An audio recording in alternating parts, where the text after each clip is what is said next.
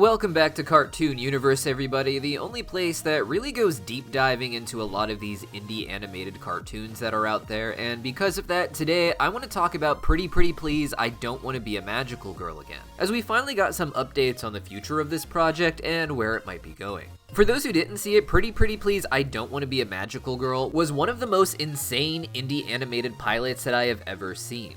It received a total 3.7 million views so far, and that's with its pilot being almost entirely just an animatic. There's like one whole moment in the pilot where they actually go full color and full animation, but the rest of it is done like a storyboard with minimal motion. And this ended up just taking the entire world by storm, so much so that it was actually surprising to a lot of people that it wasn't immediately announced that there would be more episodes. The show is a pretty simple premise, being about a magical girl with a star-like theme, who comes to Earth not to fight evil, but because she's actually trying to avoid her duties as a magical girl. This is our main character, Aika, who is forced to transform into a magical girl at the end of the pilot in order to defeat her arch nemesis known as Eclipse. Now, what really worked about this pilot and captured such a big audience was just how authentic the characters of Aika and Zero were. Most magical girl shows do have a little bit of an arc of the character not necessarily wanting to embrace their magical girl identity, but the ultimate point is that the magical girl is the real version of themselves on some level. The magical girl identity tends to represent the version of yourself that adults do not see, the part of you that's ready to enter the world and be taken seriously. But since adults see you as just a child, that becomes something of a secret identity.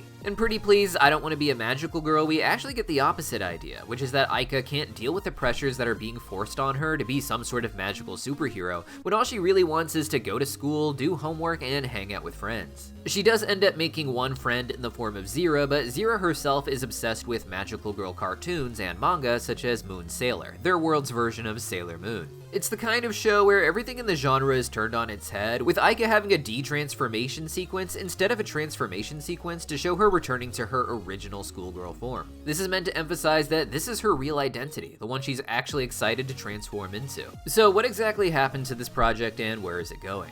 Well, after getting 3.1 million views rather fast, the creator of the show, Kianas, put out a few little details about her plans for the project and what her goals were. As an animatic instead of a full-blown animation, this project was really just put together for fun, and there was never really an expectation that the audience would grow to the great size that it has. After seeing how much popularity the show did have, there were some outtake videos posted of the main characters, which each got tens of thousands of views, showing that this project is living in people's heads longer than just the one episode time limit. And to really test out its marketability, after the pilot release, some sort of merchandise deal was struck, allowing Kianas to create one of her characters in the form of a plush. This being the silly companion that helps Aika with her powers, the star being known as Hoshi. This is done with Makeship, a company that's actually reached out to us before to try and make a plushie of our animated avatars. But in order to make sure that the product is made, 200 people minimum have to pre-order it. Thankfully, in the time that this project had to run, the Hoshi plushie actually ended up selling 1,158 units. So if Kianas wanted to turn this into an ongoing project that's funded by merch, it seems like the potential is definitely there. But even with the story being told in an animatic style, there's still a few issues with that. Now lately, Kianas seems to have been working a lot on the project, because over on her YouTube page, she's been releasing excerpts from upcoming scripts, as well as some concept art of the characters and what they would look like more in color and in different outfits. Now, according to Kianas, the episode 2 script was actually written a little while ago, and she's hoping to board it during her hiatus from Disney in August. While not fully animated, even just storyboarding can take a lot of time and energy, and Kiana already works doing this sort of job over at Disney, where she's known for working on a few different shows now, such as Big City Greens. Even with the success that the pilot did have and some of its merch, that doesn't mean it made enough money for Kiana to live off of long term and to start investing in doing this project before anything else. Considering that the show is in an animatic format instead of fully animated, I actually think this is probably the best idea, as there's no guarantee that the show will continue to do the same numbers after its pilot. It could of course just get bigger and bigger, but I think beyond the pilot, a lot of people expect more fully animated sequences, and in the indie animation community in particular, there can actually be this very snobby, high standard for what indie animation needs to include that is often not friendly to lower budget projects. One way a lot of these animated series make their budgets work is by hiring foreign animators who live overseas. This is the same process used by major animation studios today, and most of the animated commercial projects that we see today are animated overseas in places like Korea or the Philippines. All around the world, there are artists and animators who are just trying to get by and make ends meet, and the kind of money that these sort of projects can bring in is often enough to support people in countries with a lower cost of living. However, not every project needs to jump into this as well. Pretty Please, I Don't Want to Be a Magical Girl is the definition of a passion project. It's something Kiana Consmith put together because she actively enjoys thinking about this world and its story and drawing for its characters. While she may find that she enjoys this just as much doing it in the concept art level and giving her notes to another animator to make the animatic, she may find this to be defeating the purpose of working on the project entirely and may want to storyboard each and every episode on her own so it turns out exactly the way she imagines it in her head, even if it doesn't end up being fully animated. One thing that a lot of people don't keep in mind is that indie animation isn't an industry. It has an industry within it, but indie animation is just something that people do. To some, being able just to do an animatic of an episode of their own show in their time off from their regular work is more important to them than handing it off to someone else to finish it in a more finalized state. And that's kind of the point of being an indie animation fan, is you just want to see what the creators are capable of doing. A lot of my favorite projects are projects run entirely by one person, such as another animated project right here on YouTube known as The Earth Guy, which has just made it to episode 6 and is still moving forward with more episodes on their own. So regardless of which path Kiana decides to take with her project, my plan is just to be a fan of it. With Kiana planning to storyboard the next episode during her hiatus in August, it's entirely possible that we'll get the second episode later this year, and this pattern could continue. To be honest, I think a lot of animated projects could take off in this format if they were to release 1 or maybe even just 2 episodes a year in this animatic format. But with that in mind, let's talk about what to expect from episode 2 if we're gonna get it this year, and from future episodes based on some of the new concept art. Now, with the little excerpt we get from the finished script of episode 2, we can see that it actually takes place on the same day as episode 1.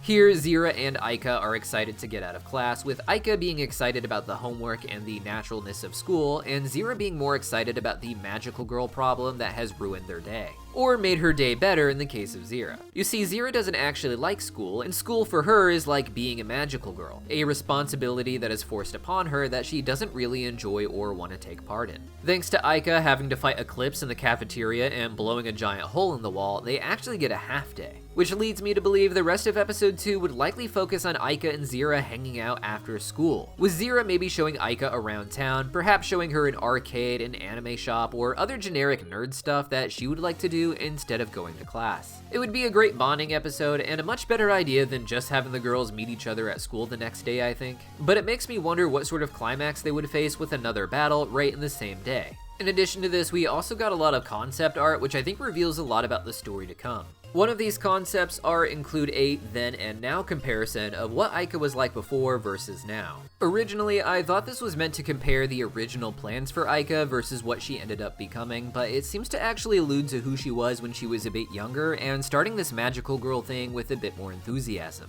Back then, it explains that she consistently dyed her hair blonde, she had a magic wristband to carry her star shard around, and she wore a special suit that was meant to match her teammates. This part about teammates was the biggest reveal to me because I just can't wait for there to be some sort of episode where a few of them come down and try to talk to her. I imagine Zira would be really into them while Aika wants to avoid them, and maybe they'd even do an episode where Aika feels a little jealous and like Zira likes her for all of the wrong reasons, as the reason Aika wants to be liked is for being a kid like everyone else. The current version of Aika is a lot less eager and a lot more disillusioned with what it means to be a magical girl.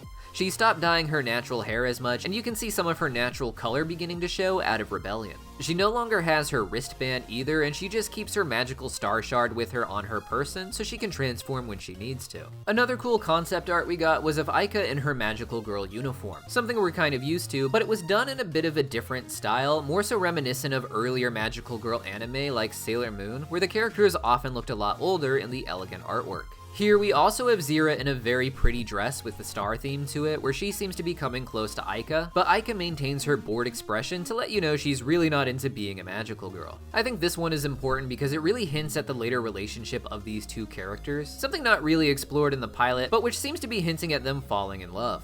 For an idea of what their dynamic would look like in a relationship, there was another image released that Kiana simply titled Girly Pops, which had Aika putting her arm around Zira in fun new outfits. One thing this artwork gives us an idea of is that each episode may have the characters getting dressed in different styles, aside from what we already saw in the pilot. And to be honest, I really hope so, because these outfits are really cool, especially Zira's, and since she doesn't get an actual transformation to some sort of magical girl, these different outfits are where a lot of her personality gets to shine. We even get a few images that show some concept art of the villains, including Eclipse and his boss, Lady Devoid. I really like that Lady Devoid has a business suit, and then something of a badass biker jacket, but then a cat pajama onesie with her horns going through the cat's eyes in the hood. This is the character we gotta learn the least about, and even her minion Eclipse is really interesting to me, so I'm curious to see where these characters go and what their point in the story actually is, as they don't appear to be just generic villains who actually want to hurt people or destroy the world. I mean, maybe they are, don't get me wrong, but the way Kiana Consmith is drawing all this concept art, it seems like they may have something else going on. Perhaps some sort of moral duty to be evil, the same way that Aika has the duty to fight evil, but I guess we'll have to wait and see. Not gonna lie, if I was younger, I would probably try to copy this outfit that Eclipse is wearing, because that little jacket hood thing he has on is exactly what I want out of life. Perhaps my favorite thing in all of these previews is one image that shows the girls in dresses that Kiana says is for the homecoming episode.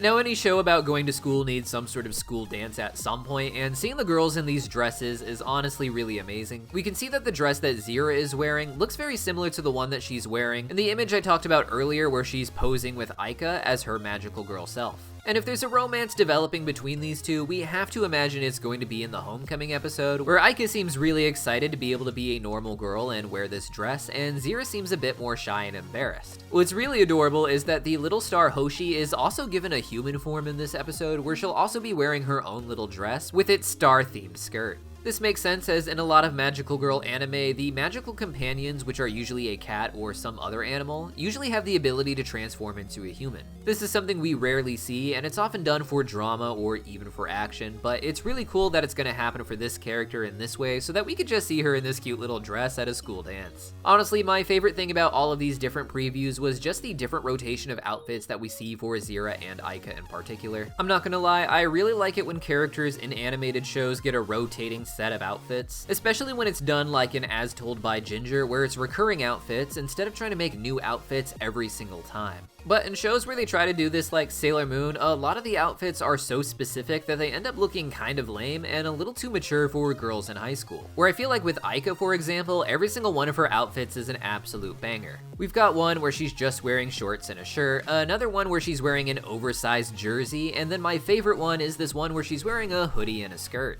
Half the fun of animation is figuring out how to dress up your characters, and if we get more episodes, I hope we get to see these rotations of outfits. But what do you guys think? This is a really exciting indie animated project, and whichever way it goes, I'm definitely going to be here to talk about it and let you guys know where it's going. If you do love this show, make sure to sound off in the comments down below. That way Kiana has even more love and support thrown her way while she works on the next episode that we'll hopefully see this fall. And be sure to go subscribe to her channel in particular if you haven't already. See you guys next time.